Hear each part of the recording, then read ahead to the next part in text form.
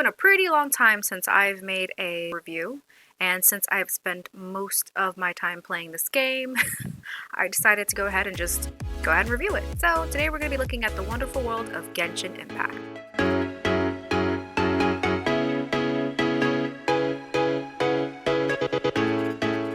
Genshin Impact is a Chinese game. It is a single-player open-world game. It is the first game I've ever played like what you would consider, I guess, a gacha game.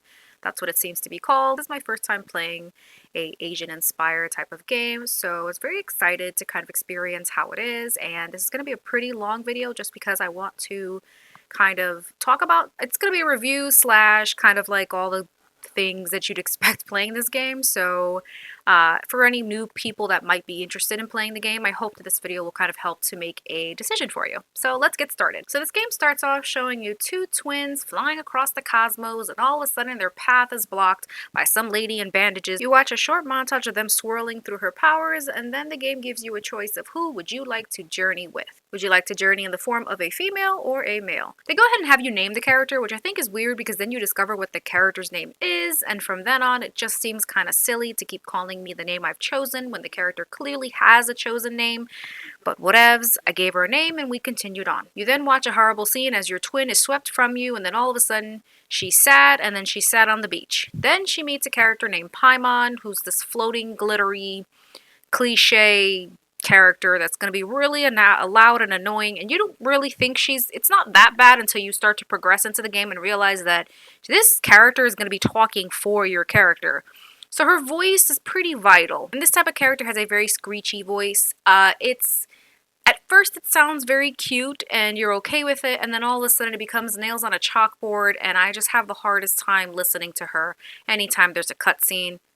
Also, having played the game for as long as I have, I've come to really loathe this character because I personally feel like she serves no purpose. She is supposed to be a guide, but honestly, she doesn't really know enough. She's never teaching you about the outside, and she's essentially talking for the character. One of the most annoying things I think a video game can do is not have their main character talk. I think there's a huge break of immersion that happens, and it makes it hard for me to really connect with the character. There are moments where the main character will speak and things like that, and so for me it's also weird that the character can speak but is very choosy about when they want to speak, and having to listen to this small character just talk constantly with her screechy little voice just makes me want to strangle her. And I've come to really hate cutscenes now because she's always talking in them, and I really want my main character to speak up and be able to talk. So at the start of your day, this game has a lot of things that you can actually do daily in order to get certain rewards that'll help you progress in the game. You have daily commissions.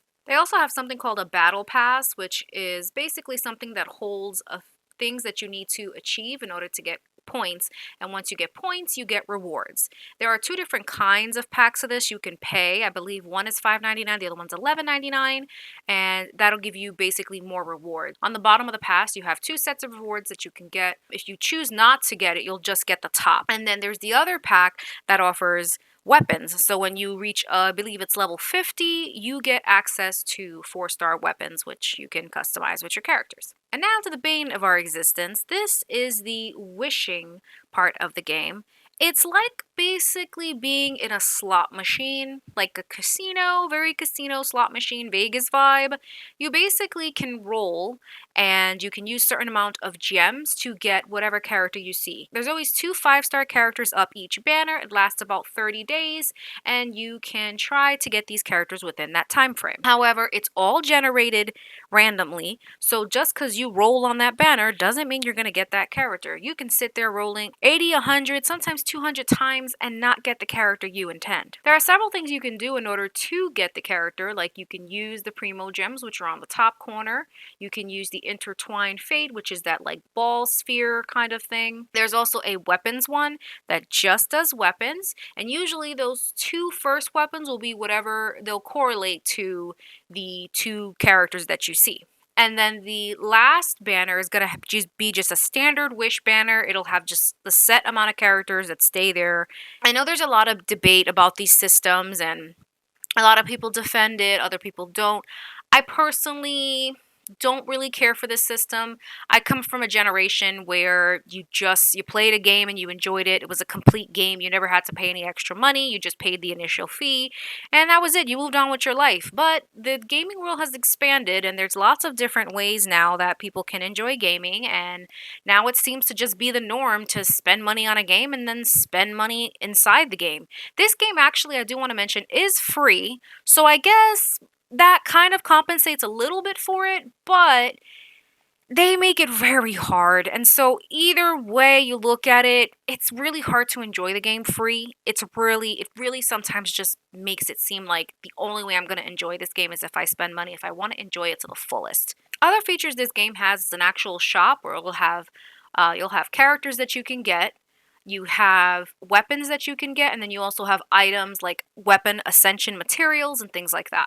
They also have a $4.99 deal, which will give you 90 Primo gems a day, and those gems, like I said, are the gems that you'll use to wish on characters. And then way on the bottom is the in-game currency. You can spend real money to buy these gems to then buy anything else in the game, and this will pretty much make your integration into this game a lot smoother. You're able to just pretty much open anything that you want and achieve anything that you want, as long as you're willing to pay as much money. Next, we have what I call the Adventurer's Book. Pretty sure that's not the name of it, but that's what I call it. It contains a bunch of helpful things in order to help you along your journey. There's lots of things that they'll give you to reach, like, there's certain chapters, and each chapter, if you reach like a certain achievement, or if you do what it's asking you to do, you'll get rewards that, of course, you can use for your character ascensions and weapon ascensions and things like that. They also have a cool thing in here, too, where they'll tell you you can do domains and enemies, and when you click on those tabs, it'll navigate you so that you can navigate to the domain you want or you can navigate to the enemy that you want. So next we're going to talk about the bread and butter of Genshin Impact, the characters. Each character has their own weapon in the game, and each character also has one of the 7 elements that they call visions. You have lightning, plants, water, fire, wind, rock, or earth, and ice. I don't know how people see Dendro. I personally see Dendro like plants. I mean, it's up for debate. Personally, I thought at some point it was Earth, but then Geo was Earth. So I think Dendro falls in the plant category. There are also 5 different types of weapon classes. There is Pole Arm, or as more people know it to be Spear.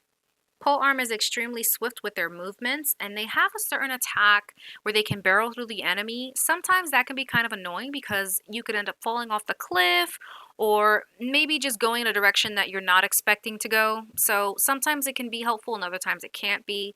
Next are sword characters. They're typical sword characters. They strike really fast like pole arms. And your traveler actually is a sword character. You have catalyst, or as most people would know, magic users. They specialize in elemental damage rather than physical damage. Next are claymore type characters. They have the heavy swords. They hit hard. They move slow though, and that's probably their biggest, I would say, weakness. But you can there's ways you can move around it. For instance, I like to dash, dash and slash. So I will run and then slash and then run and slash. I think the secret is just stopping them from doing their whole animation as they swing. And we have our archers, which can also be a class that can kind of be difficult to wield, just in the sense that you have to aim. And of course, the bow is not going to hit as hard as it normally would with a sword or other type of physical damage weapon.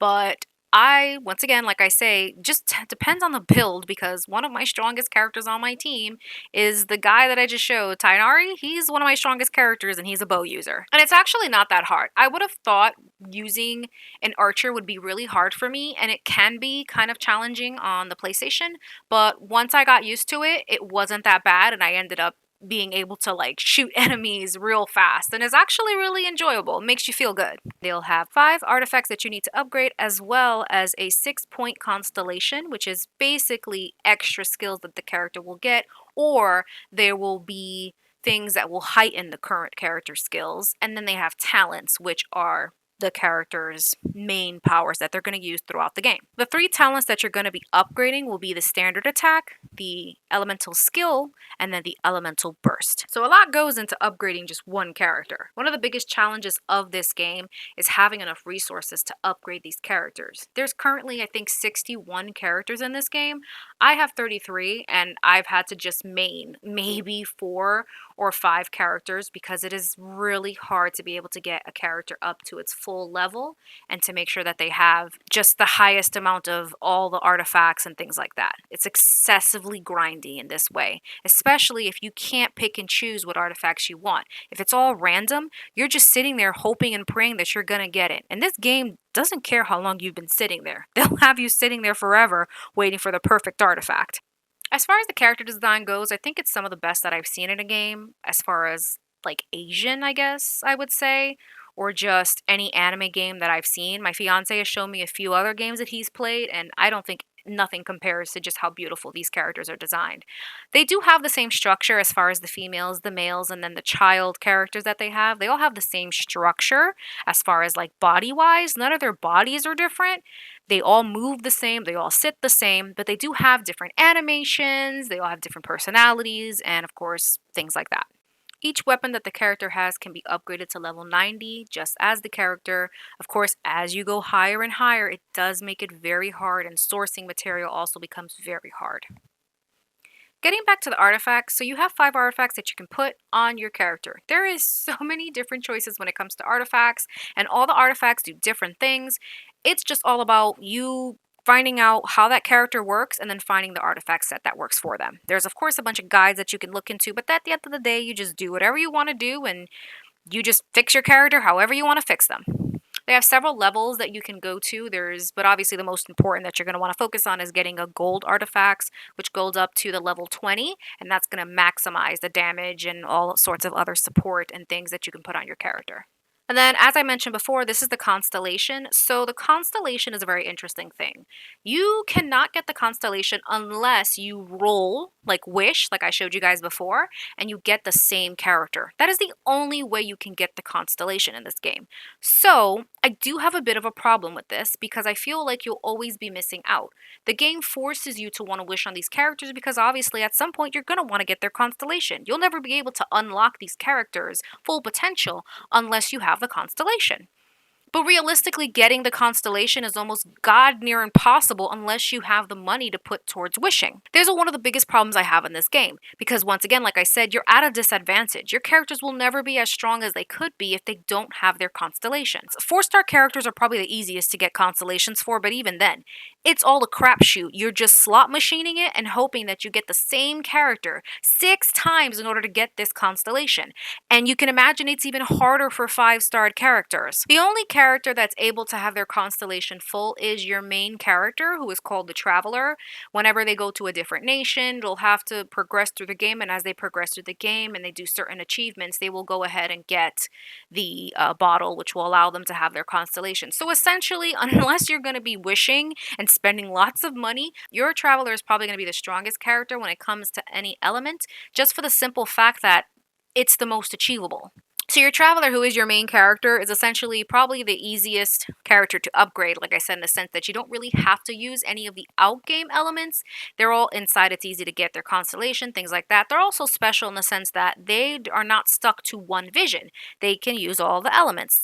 It's kind of very reminiscent of Avatar in a sense where they can harness all different 7 elements. It all comes, they all, in the end, they all have different, all their different elements come with different powers and things like that. The one thing the Traveler does not change is their weapon. They will always have a sword, but they can change their elemental, which is pretty cool. I actually like that they do this just for the simple fact that you're probably going to get really tired of this character and your character is going to get lost in the sea of all these other cool looking characters that you're probably going to want to end up playing. So let's get back on the talents. So the talents, you have 3 different talents that you can upgrade. You have the standard attack, you have your elemental skill, and then you have your elemental burst. Here's where we, of course, get back into the whole grindiness of the game, where you're going to need certain ascension material, and it can be really excessive in the amount of these materials that you need in order to upgrade these talents. Once you get past the 6th level of this talent, it gets increasingly harder. You then have a weekly boss you need to do in order to upgrade it, and then the actual item you need to upgrade is also a higher level of that item, and you'll end up needing to grind dungeons way longer than you would just to get one piece of that item. For example, that gold tablet right there, that's the highest level for that material. So it's going to take me a lot longer to get enough of the lower material to make it into that. And then there's the weekly boss that I need to do in order to get that piece. But once again, everything is random. So just because I do that weekly boss doesn't mean I'm going to get that fan per se. I would have to either craft it if I don't get it or just keep doing the boss weekly to hope I get that. And that's not even the worst of it. So I only need one fan right now for that skill, but then it'll upgrade again. And his next level, I'll need two of those weekly boss drops in order to upgrade him to the next level.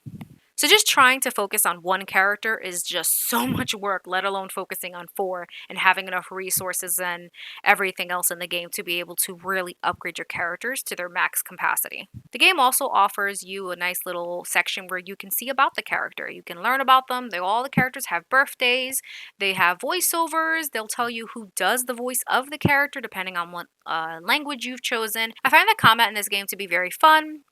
There's lots of different things that they will throw to make the combat very interesting, such as sometimes they will put certain mechanisms in the way to make it harder for your characters, or they'll do certain things to help boost the combat in the game.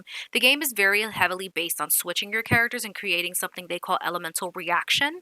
And it's basically using different characters with different elements to kind of put them all together to create the most damage possible in order to quickly defeat your foes. The design of the game is very beautiful. It's probably one of the most beautiful things in this game.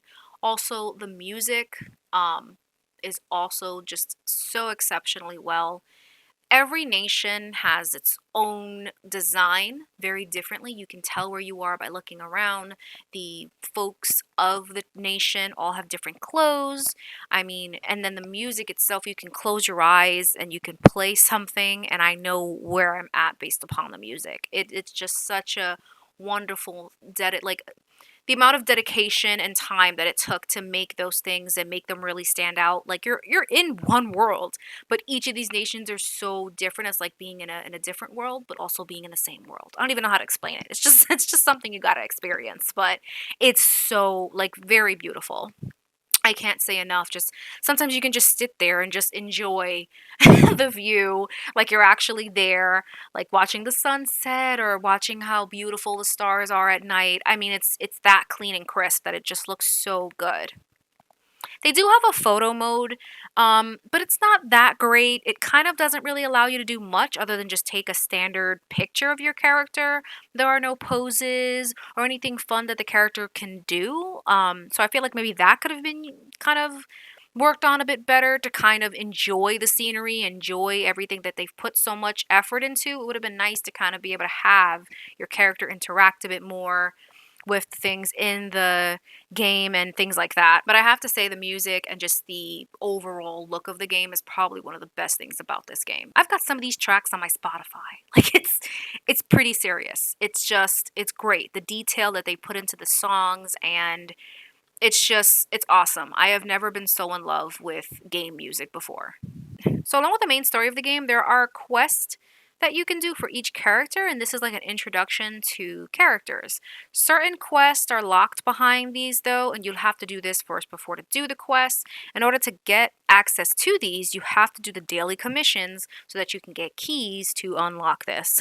So actually, now that I think about it, you have to do the commissions. The commissions are important to get to this part. The game is not real smart though in recognizing when you've met the character before. Like for instance, I recently did one of the character stories, and although I had met him and I knew him, when I did his story quest, it made it seem like I didn't know him, and it was very weird. And I do generally have a lot of issues with the main story, just things that I feel like they're kind of just cliche and stupid, and a lot of the directive of why we're doing like why or I don't know, that doesn't seem really likely. It's weird. I do enjoy there are lots of character quests, I will say, and certain side quests that are really nicely done.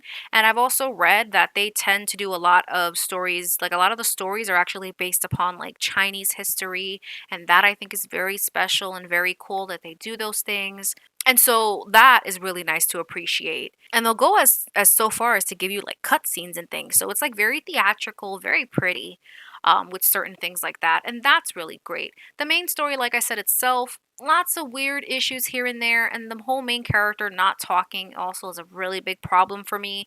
You kind of learn to accept it, but I feel like it's a really big missed opportunity. They also have something called Hangout in these games, which is basically a dating kind of Uh, Opportunity. I read upon it a little bit before I did it, and it's basically a chance to date certain characters. At least that's what they say. But honestly, it comes off very PG-13 and doesn't really seem like they're dating. It seems like they're just hanging out. So I don't know if I'd put I don't know if I'd put dating on it or anything like that because it just doesn't seem that way. It seems very kiddish and friendly, nothing like romantic, nothing's like Mass Effect, Dragon Age, serious, serious relationshiping. It's nothing like that. It's just cute little stories of you going about your day with this character. And yeah, I mean, I don't know. I don't know if it's. I think if they change a little bit more, it actually is more of a romance thing going on, then it's worth doing because this costs you 2 keys to do each of these. And I just don't know if it's worth it if I'm just going to watch these two characters just stare at each other nicely. It's just kind of like, okay, I could have been doing other things. So they've also added a card game to this game, so it's a game within a game. It's actually not bad. At first, I was like, "What the hell? I could just play the game. Why am I playing the cards and the game?" But it can kind of get kind of addictive once you try it the first or second time. There was a few issues that I had with it, just where I felt like the dice, the whole way that this game works. And if you have a fire character, you have to have a certain amount of fire dice in order to hit with this character, and they just doesn't seem like you ever get the right dice you need or you ever get enough dice and you end up going into like 20 freaking rounds. It's a hot mess. But the game is relatively enjoyable. They have some really cool things where they do like dynamic skins where the characters are moving in the little picture. They have support cards. They have like you'll get like ascension rewards and things like that. You can also invite certain characters to duel them. So it's really cool for what it is. Could it be better? Sure, but it's still a cool option that you have inside the game to keep you busy. So next on the game, they have something called a reputation system. Each nation has their own reputation system. You can do bounties, you can do requests that are given from villagers. You also have exploration that you can do that can give you those reputation points, and then you have rewards that you can redeem once you reach a certain threshold. These rewards are pretty cool. You get like certain gadgets that you can use, you get blueprints for your teapot, you'll get weapons, and then of course the biggest reward is you can get a glider that you can use for your character to style out. The one thing about this system that I have a problem with though is that you can only do either 3 requests or 3 bounties once per week. So like if you choose and you want to go ahead and say, okay, I'm going to go ahead and do Mondstadt, I'm going to do 3 requests in Mondstadt and 3 bounties. That's it. You're done until next week. So again, with the whole stopping you from progressing and doing things, you're going to have to go ahead and wait a whole week and then decide what you want to do. Do you want to do another 3 bounties in Mondstadt, or do you want to try and do 3 bounties in Inazuma or Liyue? The next thing this game has is fishing, which I actually found to be fun. I found myself fishing a lot, and there's obviously lots of things that you can get with the fishing. There's an association, there's a person. You can get fishing rods for each of the nations, which will help it make easy. It'll make it easier for you to get certain fish in that nation. They also have certain weapons that you can use for certain characters. The fishing also is not bad. You have a meter that you follow, and once you get the hang of it, it's really simple. And then you have certain fishes that you can capture and you can actually put in your teapot. So it's a really cute side activity that I actually enjoy, and I think it's a really cute installment to the game.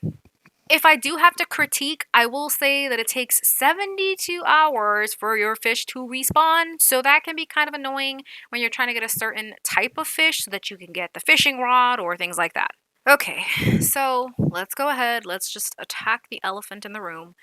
The grind of the game, the main source of where everything you're going to get is based upon. There is something in this game called resin.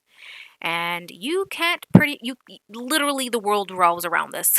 You cannot do anything in this game as far as collecting materials or being able to do certain things for your characters unless you have enough resin.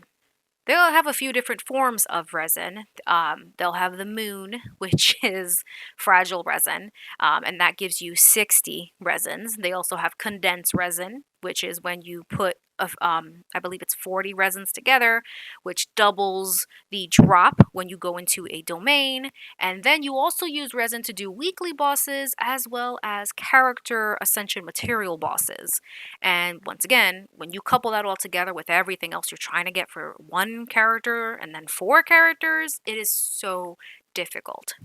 This to me is the worst part of the game, and it really does kill the game for me because it takes away my ability of being able to just freely grind and do what I need to do to take care of my characters. I am accustomed to playing games like Final Fantasy where I can just run around and fight as many bosses as I want and do whatever I can to get my people up to their level and achieve and things like that. But I've never played a game that is so restrictive. And I mean, it's not just the resin.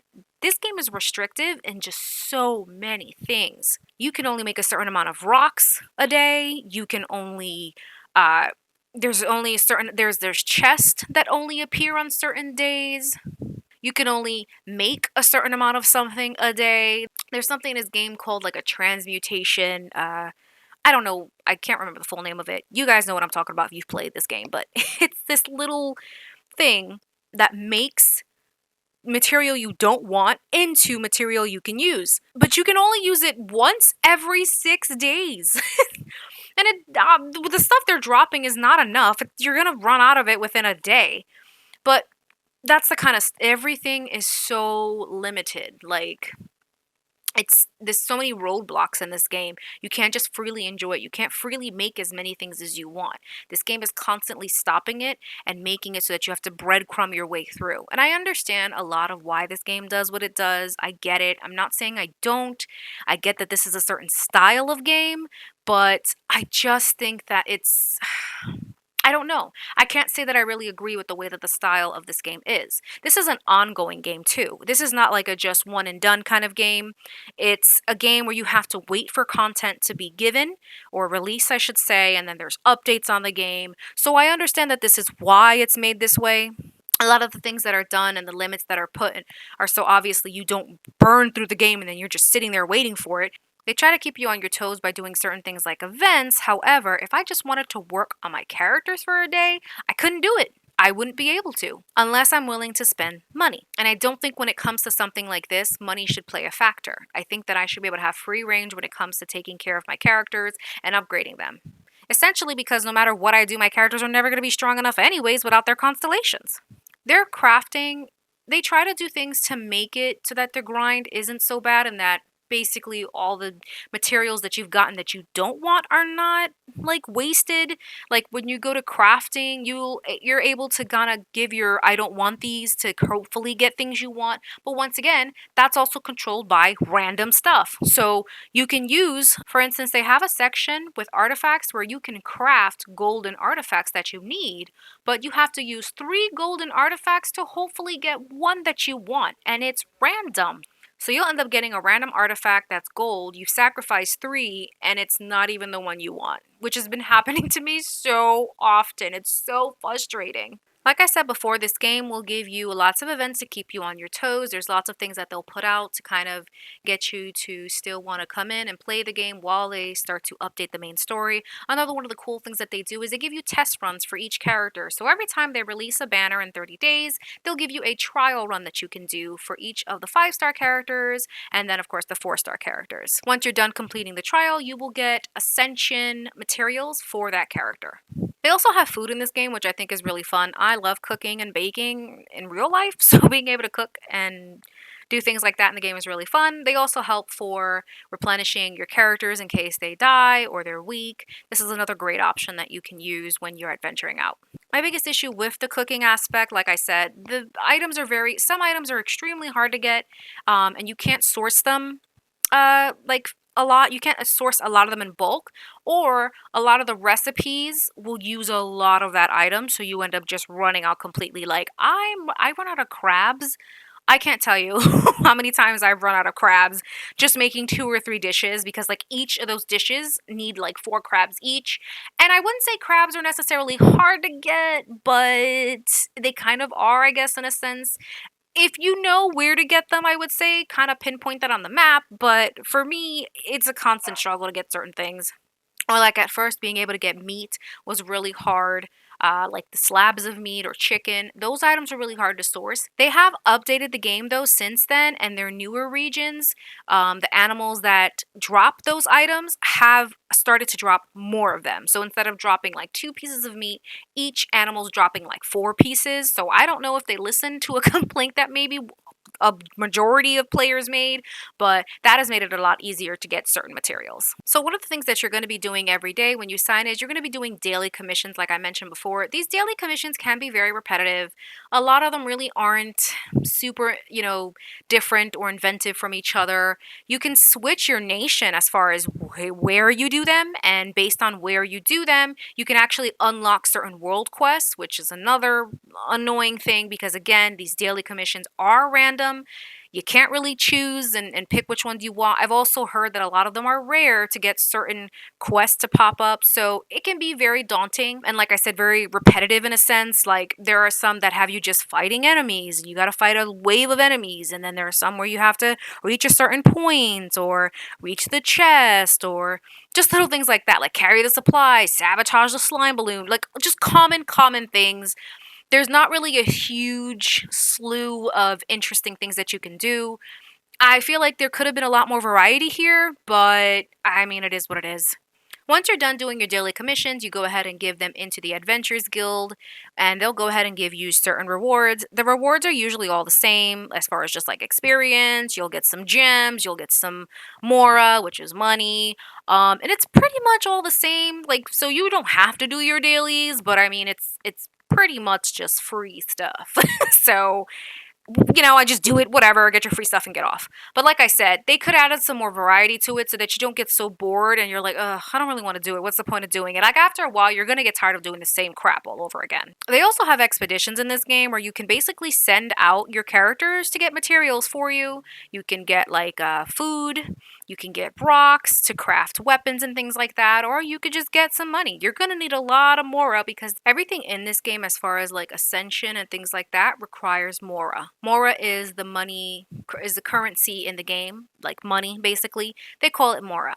You're going to need a lot of this to do any of your ascensions, whether it's characters or weapons. It's not hard to get Mora, but you're going to run out of it pretty fast because as you start to upgrade your weapons and your characters, it's going to require a lot of Mora. You also need Mora to upgrade your talents of your characters as far as, I believe, artifacts. I could be wrong. But what about the artifacts? But anyways, Mora is a huge issue that you're going to end up needing at some point, and this can also put the game at a halt if you have to constantly search around and try and find Mora so that you can upgrade your people or your weapons. Like any adventuring game, this game comes with a blacksmith.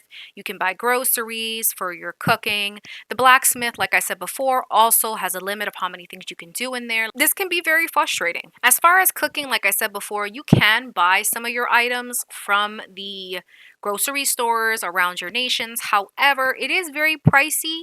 You're better off waiting until you can get your reputation up and you start getting discounts in the shop until you can start like shopping around. If anything, you're better off just sourcing it out in the world. But there are some items that I find that are very hard to source outside the world. If not, you cannot source them outside the world. The cooking in this game is pretty bland as far as like there's nothing super interesting. It's not like super cute where you see the character cooking or anything like that. It's just a screen, a pot, ingredients, and then boom, done. There's a scale that you can go ahead and you have to click it at the right time to get the perfect dish so that it actually has the best benefits that you can get from that dish. But other than that, that's really it.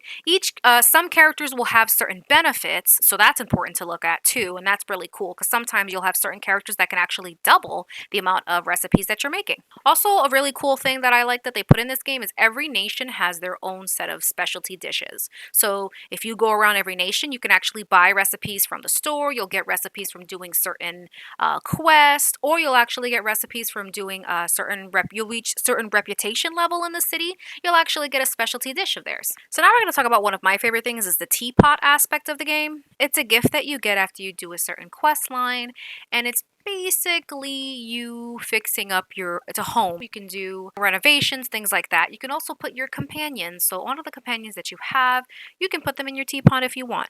Of course, there's a limit of how many you can put. You can only put up to 8 when you reach the final level, and you can pretty much design the teapot however you want with whatever blueprints you have. There are gift sets that you can put down for characters, which will give you character ascension materials for them. There are other normal sets that you can put also around. And there are certain things that you can do in your tea set that will also give you certain rewards. There's a book that you can open up which will tell you certain things, like things that you have to get in order to get a certain thing, levels, and it has a whole a whole system within itself. One of my main issues with this though is that I feel like it's supposed to be my slice of life aspect, but the characters don't do anything. You put them in the teapot and they just stand there. They just stand there waiting for you. They don't do anything. They don't live their lives. You don't, come in and see them walking around, gardening, drinking some tea by the shade, taking a dip in the hot spring. They're just standing there, just waiting for you. It's very lifeless, and they have conversations that you can unlock. They have a whole friendship level with these characters that as you move on in the level, you start to open up chats. But that's all it is. It's just very baseline. You can't actually do anything with these characters. And I feel like one of the great things that they could have put in this game was allowing you to actually be able to form relationships with these characters. Like if I want to invite one of them to tea over in my house in the teapot, or if I want to go in the hot spring, with one of the characters, or if I want to spar with one of the characters, or just anything cute like that. That should have been like this. This should have been the time to do it. You can customize the teapot however you can, and I just feel like one of the missing aspects of it was to do that. Like what, like after I'm done designing and everything, that's it. It's pretty much just a lifeless thing though. There's nothing living in it. I mean, there's animals you can put in there, but that's really it. It's just a very missed opportunity. I feel like a lot could have been done here to really make it fun. Like if you could have had a photo session with one of them where you have like cute emojis and they're doing stuff and they're moving around, that would have been cute too, but it's not. It's just very base level. They just stand there waiting for you to approach them. It's kind of creepy for them to just stand there waiting for you to just talk to them. it's uh it's kind of creepy. I also feel like I'm trapping them. If I put them in a room, they're just going to stay there. I'd like to know that they're going to leave their room eventually, get some food, get some tea, do something. In the recent updates that they've made, they've also told us that they are now working on an anime for this game. So that's going to be really interesting to see. I will definitely be covering that and probably making review videos on that too. Because I'm very invested in the game. I mean, there are a lot of issues with this game, but the biggest issue I do have is just that you kind of you play it on their terms. You don't really play it on your own terms. A lot of grinding, things like that. But if you look past that and you can enjoy it for what it is, I think it's a very like amazing game, especially something that's free.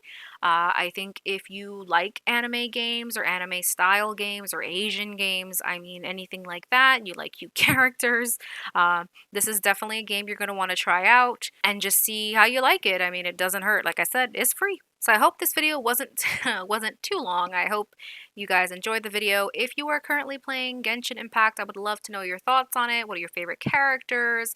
Are you interested in the anime? And anything like that, leave me a comment down below. Thank you guys so much for watching this video, and I'll catch you on the next one. See ya!